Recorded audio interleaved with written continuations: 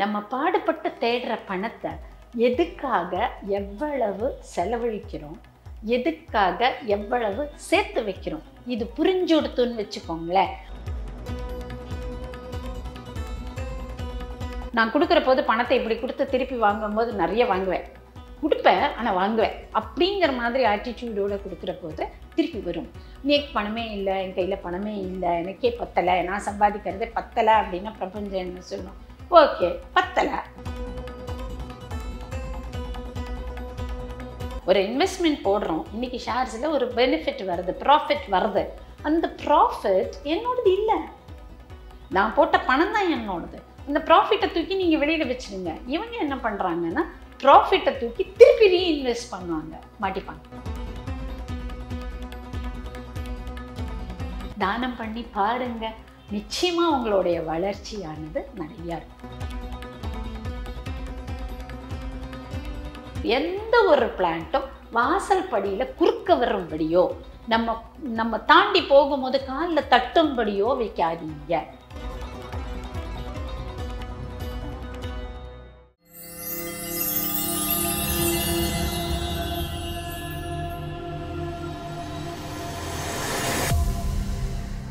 வேலை வேண்டுமா? Blue ocean இருக்கிறது. 10th 12th டிப்ளமோ டிகிரி படித்தவர்களுக்கு உணவு, தங்குமிடம், இஎஸ்ஐ, பிஎஃப், இன்சூரன்ஸ் உள்ளிட்ட சலுகைகளுடன் அனுபவத்திற்கேற்ற நல்ல சம்பளம் 15,000 முதல் 30,000 வரை. பெண்களுக்கு முன்னுரிமை. 2,000க்கும் மேற்பட்ட வேலை வாய்ப்புகள் உள்ளன. இப்போதே தொடர்பு கொள்ளுங்கள். Blue ocean. ஐத்தமிழ்தாய் நேயர்களுக்கு வணக்கம். இன்றைய ஆன்மீக சிறப்பு நேர்காணல்ல அஸ்ட்ரோரேக்கி ஆத்தர் சுதாகுமார் மேம் தான் இருக்காங்க. ஆன்மீகம் மற்றும் ஜோதிடம் சார்ந்த நிறைய கேள்விகள் இருக்கு, பேசலாம். வணக்கம் மேம். ஐத்தமிழ்தாய் நேயர்கள் அனைவருக்கும் வணக்கம். வணக்கம்மா. நல்லா இருக்கீங்களா மேம்? நல்லா இருக்கேன், நீங்க எப்படி இருக்கீங்க? நல்லா இருக்கேன் மேம். நிறைய பேர் பார்த்தீங்கன்னா இதுக்கு எடுத்தாலும் கஞ்சத்தனமா மிச்சம் பண்ணியே வச்சிருப்பாங்க. அப்படி இருந்துமே அவங்க கடனில் சிக்கிப்பாங்க. இது எதனால மேம்? பாடுபட்டு தேடி பணத்தை புதைத்து வைத்த கேடுகட்ட மானிடரே கேளுங்கள்னு அறத கால பழைய தமிழ் போயம். அது மாதிரி நம்ம பாடுபட்டு தேடுற பணத்தை எதுக்காக எவ்வளவு செலவழிக்கிறோம், எதுக்காக எவ்வளவு சேர்த்து வைக்கிறோம், இது புரிஞ்சுடுத்துன்னு வச்சுக்கோங்களேன். அது மாதம் முழுக்க வேர் பண்ணுற மாத கடைசியில் உங்ககிட்ட ஒரு 1000 ரூபா மிச்சமாக இருக்குது. அது அந்த மாதம் உங்களுக்கு கொடுக்கப்பட்ட பைசா இல்லையே, மீண்டு போச்சு இல்லை, அதை சேவ் பண்ணிடுங்க. அப்படி சேவ் பண்ணிட்டு வரும்போது உங்கள் சேவிங்ஸும் மல்டிஃபோல்ட் ஆகும். அதாவது இது என்னுடைய பட்ஜெட், இந்த செலவு போக மீதியை நான் சேமிக்கிறேன். இந்த பட்ஜெட்டை நீங்கள் குறுக்க போட்டு என்னோட சம்பளம் இவ்வளவு, அதுக்குள்ளே நான் பட்ஜெட் போட்டிருக்கேன்னா நியாயம். சம்பளம் என்கிட்ட லட்சக்கணக்கில் இருக்குது, நான் பட்ஜெட் 6,000 ரூபாய்க்கு போடுறேன் அப்படின்னு போடும்போது அந்த கஞ்சத்தனமே அவங்கள கடனில் கொண்டு மாட்டி விட்டுரும். நம்மளோட ஆட்டிடியூடே இவங்க என்ன நினைக்கிறாங்க, இப்போ எனக்கு பணம் போதலை, எனக்கு பணம் போறலை, எனக்கு பணம் போறலை அப்படின்னா போறலை. பிரபஞ்சம் என்ன சொல்லுது, நான் சௌக்கியமாக இருக்கேன். நான் சொன்னேன்ல, இந்த இது வளமாக இருக்கும், இது எனக்கு வளமாக இருக்கும், இது எனக்கு சௌக்கியமாக இருக்கும். நான் கொடுக்குற போது பணத்தை இப்படி கொடுத்து திருப்பி வாங்கும்போது நிறைய வாங்குவேன், கொடுப்பேன் ஆனால் வாங்குவேன் அப்படிங்கிற மாதிரி ஆட்டிடியூடோடு கொடுக்குற போது திருப்பி வரும். எனக்கு பணமே இல்லை, என் கையில் பணமே இல்லை, எனக்கே பத்தலை, நான் சம்பாதிக்கிறதே பத்தலை அப்படின்னா பிரபஞ்சம் என்ன சொல்லணும்? ஓகே, பத்தலை அப்படிங்கும். அப்போ எங்கே போய் நீங்கள் நிற்பீங்க? கடனாளியாக தான். ஸோ நம்மளோட கான்ஷியஸாக நம்ம எவ்வளவுக்கு அவ்வளவு கிளியராக நான் யார், என்னுடைய வருமானம் என்ன, எனக்கு எனக்கும் என் குடும்பத்துக்கும் எது தேவையோ அதை செலவு பண்ணது போக மீதி என்னுடைய இன்வெஸ்ட்மெண்ட் அப்படின்னு நான் அதை சொல்வேன். ஷேர்ஸில் கூட ஒரு இன்வெஸ்ட்மெண்ட் போடுறோம், இன்றைக்கி ஷேர்ஸில் ஒரு பெனிஃபிட் வருது, ப்ராஃபிட் வருது. அந்த ப்ராஃபிட் என்னோடது இல்லை, நான் போட்ட பணம் தான் என்னோடது. அந்த ப்ராஃபிட்டை தூக்கி நீங்கள் வெளியில் வச்சுடுங்க. இவங்க என்ன பண்ணுறாங்கன்னா ப்ராஃபிட்டை தூக்கி திருப்பி ரீஇன்வெஸ்ட் பண்ணுவாங்க, மாட்டிப்பாங்க. ப்ராஃபிட் உன்னோட பணம் இல்லை, நீ போட்டது தான் உன் பணம். ப்ராஃபிட் ஒன்றுது இல்லை, எடுத்துரு. திருப்பி நீ போட்ட பணத்தை மட்டும் திருப்பி போடு. ஒரு 1000 ரூபா போட்டேன், எனக்கு 200 ரூபா ப்ராஃபிட் வருது, 200 ரூபாய் எடுத்துரு. இந்த 1000 ரூபாயை திருப்பி ரீஇன்வெஸ்ட் பண்ணு.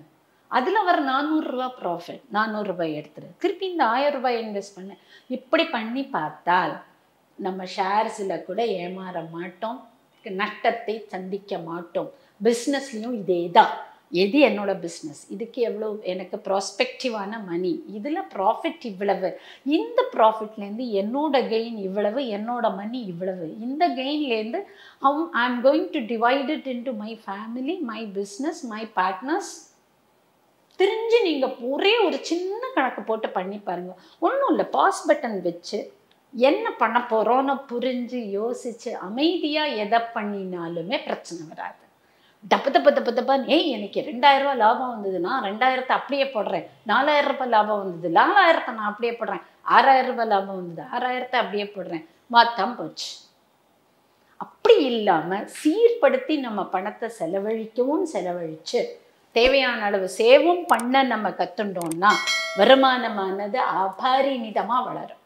தானம் பண்ணுறது அது மாதிரி ஒரு நம்மளுடைய வருமானத்துலேருந்து 10% நல்ல ஒரு தானமாக, அன்னதானம் வேணும்னு வேணாம், சும்மா ஒரு 2 பாக்கெட் வாங்கிக்கோங்க, 2 பாக்கெட் ஃபுட்டு, ஃபுல் மீல்ஸ். போகிற வழியில் யாராவது இந்த பசியோடு உட்காந்துருக்காங்க, வேலைகள் உட்காந்துருக்காங்க, சாப்பிட்டேப்பா இல்லைங்க இந்த சாப்பிடு அப்படி கொடுத்துட்டு போயிடுங்க. You don't even have to worry about it. 2 packet ஒரு வாரத்தில், ஒரு மாதத்தில். ஸோ இந்த மாதம் 1ஆம் தேதி நீங்கள் சொன்னீங்க பாருங்கள் எதை செய்யலான்னு. மாதம் 1ஆம் தேதி ஒரு தர்மம். எங்கே பண்ணுறோம், எதுக்கு பண்ணுறோம், யாருக்கு பண்ணுறோம் யோசிக்காதீங்க. ஒரே ஒரு சாப்பாடு ஒருத்தருக்கு வாங்கி கொடுங்க. வஸ்திரம், அது மாதிரி ட்ரெஸ்ஸு. உண்ண உணவும் உடுக்க உடையும் இருக்க இடமும் தான் மனிதர்களோட இம்பார்ட்டண்ட் நீட்ஸ்.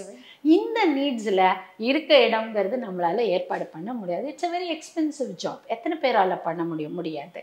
உண்ண உணவும் உடுக்க உடையும் தாராளமாக ஒரு மாதத்தில் ஒருத்தருக்கு கொடுக்கலாமே. தானம் பண்ணி பாருங்க, நிச்சயமாக உங்களுடைய வளர்ச்சியானது நிறையா இருக்கும். இன்னும் சிலர் இன்னும் ஆர்வ கொள்ளல, மணி பிளான்ட் வளர்த்தா எனக்கு இன்னும் நிறைய காசு வரும்னு சொல்லிட்டு அதில் இன்ட்ரெஸ்ட் எடுத்து பண்ணுவாங்க. ஸோ மணி பிளான்ட் வளர்த்தா நிஜமாவே காசு வருமா? எந்த பிளான்ட் வளர்த்தாலும் காசு வரும். ஆனால் என்ன பிளான்ட்ஸ் பிரபஞ்சத்தில் இயற்கையில் நம்ம மனிதர்களுக்கு ஹெல்ப் பண்ணுறதுக்கு தான் எல்லாமே படைக்கப்பட்டிருக்கு. எதுவுமே நமக்கு விரோதம் இல்லை. இந்த மணி பிளான்ட் அப்படிங்கிறத நம்ம எங்கே வளர்க்குறோம், எந்த டைரக்ஷனில் அப்படின்னு இருக்கு. வாசல் படியில் எந்த ஒரு பிளான்ட்டும் வாசல் படியில் குறுக்க வரும்படியோ நம்ம தாண்டி போகும்போது காலில் தட்டும்படியோ வைக்காதீங்க. இது தப்பு. அதே மாதிரி சவுத்துனா அந்த ஈசான்யம் அப்படிங்கிற மூலையில் தெய்வீகத்தினுடைய வரவேற்பு அப்படிங்கிற இடத்துல மூலையில் கொண்டு வைக்காமல் கொஞ்சம் தள்ளி ஒரு துளசி பிளான்ட்டை வச்சுக்கோங்க. அதே மாதிரி மணி பிளான்ட்டுங்கிறது பார்த்தீங்கன்னா எங்கே வேணால் வளரும். ஏர் பியூரிஃபையர், நீங்கள் பெட்ரூம் பாத்ரூம்ஸில் கூட மணி பிளான்ட் வைக்கலாம். இது மாதிரி நிறைய ஈஸி பிளான்ட்ஸ் இருக்குது. இந்த பிளான்ட்ஸ் எல்லாம் ஆக்சிஜனேட்டிங்காக இருக்கும். இந்த சிலதெல்லாம் சக்யூலண்ட்னு சொல்லுவோம். Snake plant for example, snake plant சக்யூலண்ட்னா அப்சார்பிங் த எனர்ஜி. அது நம்மளுடைய பாசிட்டிவ் கார்னர்ஸில் வச்சுட்டோம்னா, அதாவது குபேர மூலையிலையோ ஈசான்யத்துலேயோ அது என்ன பண்ணும், அது நம்மளோட எனர்ஜி சேர்த்து வாங்கின்றோம், நமக்கு திருப்பி தராது. அதே சுழற்சி வரக்கூடிய ஒரு இடத்துல வச்சிங்கன்னு வச்சுக்கோங்க, அந்த சுழற்சின்னு சொல்லப்படக்கூடிய ஈஸ்ட்லேயோ ஆர் நார்த்லேயோ வச்சிங்கன்னா அது நமக்கு உண்டான பலனை கொடுக்கும். ஸோ எல்லா பிளான்ட்டும் ஒஸ்தி தான். அது எந்த இடத்துல பிளேஸ் பண்ணுறோங்கிறது இருக்குது. ஒவ்வொரு ரூம்லேயும் எந்த இடத்துல பிளேஸ் பண்ணுறோன்னு இருக்குது. பெட்ரூமில் எங்கே வைக்கணுமோ அங்கே தான் வைக்கணும், பாத்ரூமில் எங்கே வைக்கலாமோ அங்கே வைக்கலாம். இப்படி ஒவ்வொரு இடத்துக்கும் ஒரு பாயிண்ட் இருக்குது. இந்த உள்ளுக்குள்ளே வைக்கிற செடிகள் அப்படின்னு பார்த்தீங்கன்னா ஜேட் அப்படின்னு ஒரு செடி சொல்லுவோம். அந்த செடி பண வருமானத்தை ஈர்க்கும்னு சொல்லுவோம். மல்லிப்பூ மாதிரி விசேஷமான ஒரு பிளான்ட் கிடையாது, அதை வைக்கலாம். எல்லாமே நமக்கு விசேஷமாக பணத்தை ஈர்க்கக்கூடியது. பார்த்தீங்கன்னா மூங்கில், வளரக்கூடிய இடத்துல மூங்கில் வச்சிங்கன்னா நல்ல வளர்ச்சி கொடுக்கும். அதே மாதிரி ஸ்னேக் பிளான்ட்டை எங்கே தேவையற்றதை உறிஞ்சணுமோ அங்கே வச்சிங்கன்னா ஸ்னேக் பிளான்ட் உங்களுக்கு நன்மையை செய்யும். மணி பிளான்ட், ஸ்னேக் பிளான்ட், அப்புறம் போத்தாஸ்னு நிறைய மஞ்சள் கலர் கலந்த இருக்கும். அல்மேண்டோ அப்படின்னு ஒரு பூ இருக்கும். அந்த பூவை நம்ம ஈசான்ய மூலையில் வைக்கும்போது அதனுடைய அந்த புத்து குலுங்கும், மஞ்சள் சேர்ந்து அழகா அதனுடைய உள்ள வீட்டுக்குள்ளே வரும்போது அதனுடைய energy will be completely different. So எல்லா பிளான்ட்டையும் எந்தெந்த இடத்துல வைக்கணும்னு இருக்குது. அந்தந்த இடத்துல வச்சால் அதனுடைய நன்மையை நமக்கு கட்டாயம் கொடுத்தே ஆகும். கொஞ்சம் புரிஞ்சு நம்ம வீடு அமைப்பு எப்படி இருக்குன்னு பார்த்துக்கணும். எல்லாரோட வீடும் ஒரே மாதிரி இருக்கிறது இல்லை இல்லையா? ஸோ நம்ம வீடு அமைப்பு இருக்குது, எப்படி வைக்க முடியும், எவ்வளவு முடியாது, இதெல்லாம் தாண்டி சில பெட்ஸ் வச்சிருக்கிறவங்க இந்த பிளான்ட் எல்லாம் வைக்கும்போது பெட்ஸுக்கு பாதகமே ஏற்படுத்தும். ஸோ நம்ம வீட்டில் நாய் பூனை வச்சிருக்கிறவங்க, கிளி வச்சிருக்கிறவங்க சில பிளான்ட்ஸ் தான் வச்சுக்கலாம், சில பிளான்ட்ஸ் வச்சுக்க முடியாது. இந்த கேக்டஸ்ன்னு சொல்லக்கூடிய முள் செடி நிறைய வைக்கிறாங்க. அந்த முள் செடியை வீட்டுக்குள்ளே வைக்காமல் வெளியில் வைக்கிறது நல்லது. இப்போ நம்ம செடிகள் பற்றி பேசும்போது அவங்கவுங்க வீட்டுக்கு தகுந்த மாதிரி வைக்கணும் அப்படின்னு அட்வைஸ் பண்ணோம். ஸோ பொதுவாக எதை எங்கெங்கே வைக்கலாம் அப்படிங்கிறது ஒரு சிலது நோட் பண்ணியிருக்கேன், அதை நான் சொல்கிறேன். ஸோ இது நம்ம நேயர்களுக்கு உதவியாக இருக்கும்னு நினைக்கிறேன். மூங்கில் அப்படிங்கிறத கிழக்கு அல்லது தென்கிழக்கு மூலையில் வைக்கலாம். குட்டி மூங்கில் செடி எல்லாருக்கும் தெரியும் இல்லையா, அது. அடுத்தது அந்த மணி பிளான்ட் அப்படிங்கிறது பார்த்தீங்கன்னா தென்கிழக்கு மூலைகளில் நிறைய வைக்கலாம். லாவெண்டர்னு ஒரு குட்டி செடி உண்டு, அந்த செடியை கிழக்கு அல்லது வடகிழக்கு திசைகளில் வைக்கலாம். அடுத்தது பாம்பு, அந்த ஸ்னேக் பிளான்ட் சொன்னோம்ல, அது பாருங்களேன், தெற்கு கிழக்கு தென்கிழக்கு திசை. ஸ்னேக் பிளான்ட் வைக்கக்கூடாதுன்னு நம்ம அப்போலேருந்து சொல்லிட்டு இருந்தோம்ல, தெற்கு கிழக்கு தென்கிழக்கு திசைகளில் ஸ்னேக் பிளான்ட் வச்சிங்கன்னா நமக்கு அது ஃபேவரபுளாக ஒர்க் பண்ணும். துளசி அது மாதிரி, துளசி கிழக்கு வடகிழக்கு மற்றும் வடக்கு திசை. துளசி ஞாபகம் வச்சுக்கோங்க, கிழக்கு வடகிழக்கு மற்றும் வடக்கு திசையில் வைக்கலாம். அடுத்தது வாழை மரம் யூஸ்வலாக வடகிழக்கு திசையில் வைக்கலாம், சரியா. அடுத்தது ஜேடுன்னு நான் சொன்னேன்ல, குட்டி குட்டி ஹோம் பிளான்ட்டு, அது வடகிழக்கு. நான் சொன்னேன்ல அந்த குபேர மூலையில் ஜேட் பிளான்ட், அந்த உண்டில் சொன்னோம்ல, அந்த இடத்துல இது வைக்கலாம். மல்லிகை செடி கிழக்கு வடக்கு அல்லது வடகிழக்கு திசைகளில் மல்லிகை செடி வைக்கலாம். ஆலோவேராங்கிறது ரொம்ப, நம்ம ஆலோவேரானா கத்தாழை, முள்ளில்லாத கத்தாழை சொல்லுவோம்ல, இது நீங்கள் கிழக்கு அல்லது வடகிழக்கு திசைகளில் வைக்கும்போது திருஷ்டிக்கும் பரிமாரமாக அமையும், நமக்கு ஆக்சிஜனேட்டிங்காக நம்மளுடைய வளமையை பெருக்கிறதுக்கும் யூஸ் ஆகும். நம்ம யூஸ்வலாக கோல்டன் போத்தாஸ்ன்னு சொல்லுவோம்ல, அது வடக்கு வடகிழக்கு ரெண்டும் வச்சா ரொம்ப விசேஷம். அடுத்தது மல்லிகை செடி சொல்லிட்டேன், அலோவேரா சொல்லிட்டேன், கோல்டன் போத்தாஸ், பியோனி, சாமந்திப்பூ, செம்பருத்தி. ஸோ இவ்வளவுதான். இதுதான் நம்மளால நம்ம வீட்டுக்குள்ளே இப்போதைக்கு அவசரமாக வைக்கக்கூடிய திசைகள் இல்லையா. அப்புறம் வாஸ்து செடிகளை வைக்க விரும்பினீங்க அப்படின்னாக்க அந்த அந்த சாறு கொடுக்கும் பார்த்தீங்களா, அந்த செடியை வீட்டுக்குள்ளே வைக்காதீங்க. அது ஜூஸியான ஃப்ரூட்ஸ் இருக்கும், அதெல்லாம் உள்ளே வைக்காதீங்க. ஸோ இவ்வளவுதான். அண்ட் வீட்டை சுற்றி இருக்கக்கூடிய மரங்களில் ரொம்ப இம்பார்ட்டன்ட், புளிய மரம் பக்கத்தில் வைக்கக்கூடாதுன்னு சொல்லுவாங்க. பெரிய பெரிய மரங்களை நம்மளோட வீட்டுக்கு பக்கத்தில் வச்சிங்கன்னா அந்த வேர் பரவி வீட்டை நமக்கு ஸ்பாயில் பண்ணிடும். அதனால பெரிய மரங்கள் வைக்கும்போது வீட்டிலேருந்து கொஞ்சம் தள்ளி பின்னாடியோ சைட்லேயோ வைங்க. முருங்கை மரம் வாசலில் வைக்காதீங்க. இது மாதிரி சில விஷயங்கள்லாம், முருங்கை மரம் ஏன் வாசலில் வைக்கக்கூடாதுன்னா பேய் வருங்கிறது இல்லை சம்பிரதாயம், அதில் கம்பளி பூச்சி வரும். கம்பளி பூச்சி ஜன்னலாலேயோ பெட்ரூம்குள்ளே உள்ள வரத்துக்கு சான்சஸ் உண்டு. ஸோ முருங்கை மரம் வைக்கணும்னா ஒரு லிமிட் டிஸ்டன்ஸில் தள்ளியோ, இல்லை ஒரு சின்னதாக உங்களுக்கு இடம் இருக்குது அப்படின்னா அந்த இடங்கள்லையோ வைக்கலாம். ஸோ இப்படி மரங்கள் எல்லாமே, செடிகள் எல்லாமே நமக்கு என்ன சொல்றது, வளமையை கொடுக்கக்கூடியவை தான், நம்மளை வளப்படுத்தக்கூடியவை தான், ஆக்சிஜனேட்டடாக தான் இருக்கும். எதை எந்தெந்த டைரக்ஷனில் வைக்கணும்னு புரிஞ்சு வச்சுட்டோம்னா வளமே நிச்சயம். நிச்சயமா மேம். எல்லாருக்குமே காலையில் எழுந்து வாசல் தெளித்து கோலம் போடுற பழக்கம் இருக்குது, நம்ம முன்னோர்களுக்கு இருந்தது. ஆனால் இப்போ மோஸ்ட்லி அந்த அந்த விஷயங்கள்லாம் பண்ண முடியாது. நிறைய பேருக்கு வாசலே இருக்காது, ஆப்போசிட் டைரக்ஷனில் வீடு இருக்கும். ஸோ அப்படி கோலம் போடுறவங்க ஒரு சிலர் என்ன பண்ணுவாங்க அப்படின்னா, இப்போ கிருஷ்ண ஜெயந்தி அப்படின்னா கிருஷ்ணருடைய உருவத்தையே படமாக வரைஞ்சி வச்சுருவாங்க. விநாயகர் சதுர்த்தி அப்படின்னா விநாயகருடைய உருவத்தை படமாக வரைஞ்சி வச்சுருவாங்க. ஸோ அந்த மாதிரி கடவுளுடைய உருவத்தை வாசலில் கோலமாக போடலாமா? வாசல்ல கோலம் போடுறதுங்கிறது நமக்குள்ள இருக்கக்கூடிய இப்போ வீட்டுக்கு வரக்கூடிய பாசிட்டிவ் திங்ஸை ஈர்க்கிறதுங்கிறதுக்காக தான். இவங்க அந்த தைரியத்துல தான் அந்த கிருஷ்ணனையோ கணபதியோ போடுறாங்க. பாசிட்டிவ் திங்ஸை ஈர்க்கும் போதே கலையும் இல்லையாது, கலைஞ்சு கொடுத்தோன்னா அவங்க பாசிட்டிவ் திங்ஸும் கலைஞ்சு ஒரு ரிச்சுவல்.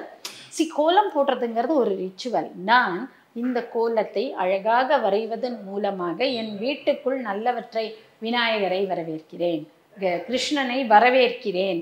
அந்த கிருஷ்ணன் கலைஞ்சு போயிடும்ல.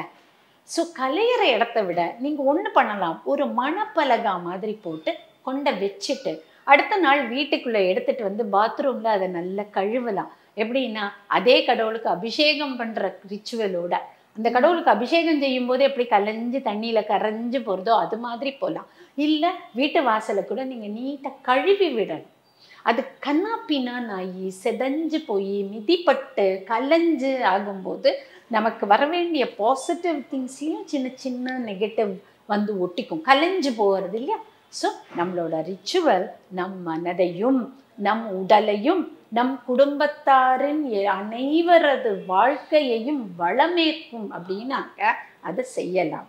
அப்படி எங்கேயாவது கலையுமே இருந்தால், பயப்படும்படி இருந்தால், இப்படி நீங்கள் ஒரு மனையிலையோ தட்டுலையோ போட்டுக்கொண்ட வாசலில் வச்சு கலையாமல் வச்சுக்கோங்க. அப்படியே கொண்டு வந்து வீட்டுக்குள்ளே வந்து பாத்ரூமில் வாஷ் பண்ணி அழகாக அதை கழுவி விடுங்க. அப்போ உங்களுடைய பாசிட்டிவ் திங்ஸ் உள்ளே வர வேண்டியது கலையாமல் அழகாக கரைஞ்சு இந்த பிரபஞ்சத்தோட கலந்து உங்களுக்கு வர வேண்டியதை திருப்பி கொடுத்துரும். ஸோ ஆன்மீகம் மற்றும் ஜோதிடம் சார்ந்து நிறைய விஷயங்கள் எங்களோட பகிர்ந்துக்கிட்டீங்க. ரொம்ப நன்றி மேம். தேங்க்யூ. இந்த நேயர்கள் அனைவருக்கும் நிச்சயமாக நம்ம இன்னைக்கு கொடுத்த ஒவ்வொரு டிப்ஸும் உபயோகமாக இருக்கும்னு நினைக்கிறேன். நம்ம இன்னும் அடுத்த பதிவுகளில் அவங்களுக்கு தேவையான நிறைய நல்ல விஷயங்களை கொடுக்கலாம். வணக்கம், நன்றி.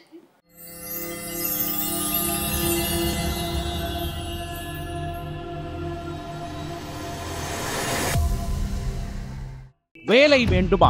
உடனே ப்ளூ ஓஷனை அணுகுங்கள். 10th 12th டிப்ளமா டிகிரி என அனைவருக்குமான நல்ல வேலை, உணவு, தங்குமிடம், இஎஸ்ஐ, பிஎஃப், இன்சூரன்ஸ் உள்ளிட்ட சலுகைகளுடன் அனுபவத்திற்கேற்ற நல்ல சம்பளம் 15,000 ரூபாய் முதல் 30,000 வரை பெறலாம். பெண்களுக்கு முன்னுரிமை அளிக்கப்படும். 2,000க்கும் மேற்பட்ட வேலை வாய்ப்புகள் உள்ளன. இப்போதே தொடர்பு கொள்ளுங்கள்.